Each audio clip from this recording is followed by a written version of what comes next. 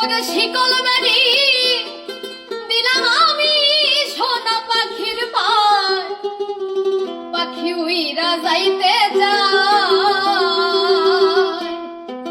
শিকল বেরি দিলাম আমি সোনা পাখির পায়, পাখি উইরা যাইতে যায়।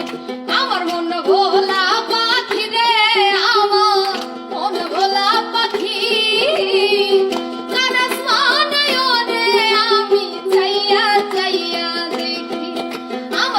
ভোলা পাখি রে আমার মন ভোলা পাখি, কারস মানে ওরে আমি চাইয়া চাইয়া দেখি। কে জানি তো পাখির পিড়ি কত পাতার পানি, জানলে কি আর মন বিরাইতাম হইতাম কলঙ্কিনী। আমার ঘরে দুটি আখি, আমার ঘরে দুটি আখি, কারস মানে ওরে আমি চাইয়া চাইয়া দেখি।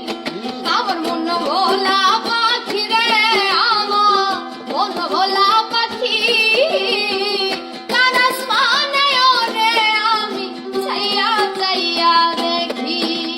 তো ভাই অকল শিমুল হাসানের লগে আপনারা দেখতে পাচ্ছেন এই যে মেয়েটা, এই মেয়েটার কণ্ঠ অসাধারণ কণ্ঠ, আর এই অসাধারণ সুন্দর কণ্ঠ দিয়ে এই গানটা তুলিয়া ধরা মানে খুব বেশি সুন্দর লাগছে গানটা। আর এই গানের মধ্যে আপনারা দেখতে পাচ্ছেন শিমুল হাসানে যে মিউজিকটা মানে তুলিয়া ধরছেন, এটাও কিন্তু খুব বেশি ভালো লাগছে। আর এই গানের মধ্যে মানে খুব সুন্দরভাবে কণ্ঠটা মানে দিয়া তালটা মিলাইয়া গানটা গাওয়া হয়েছে। যাই হোক, ভিডিওটা আপনার কাছে কিরা লাগছে কমেন্টও জানাইতে ভুলবা না। তবে গানের মধ্যে কিছু কথা তুলিয়ে ধরা হয়েছে, আসলে কোনো মঞ্চরে মানে বান্ধিয়ে রাখা যায় না, একদম সত্য কথা। আসলে আপনি যদি চেষ্টা করেন কোনো মঞ্চরে, যে কোনো মঞ্চরে, এটা যদিও প্রেম ভালোবাসার হইয়া থাকে, তবে মা তুইয়া থাকলেও আপনি যে কোনো মঞ্চরে যদি চেষ্টা করেন যে আপনি চাইতে আপনার সাথে জুড়ে রাখিলে এটা কিন্তু কোনো ক্ষমতা আপনার হইতো না। আপনি জুড়ে কোনো মঞ্চরে আপনার মানে নিজরে বালা হইতে পারত না, এটা কিন্তু সম্ভব নয়।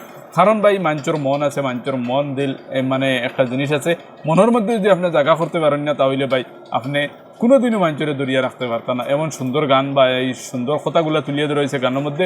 আর গানটা আপনারা কাছে ক্লিয়ার লাগছে কমেন্টও জানাইতে পারবা না, ভুলবা না। এখন পর্যন্ত যদি আপনি শেয়ার মারছেন, শেয়ার মারি লাইক করে দেবে। আসসালামু আলাইকুম।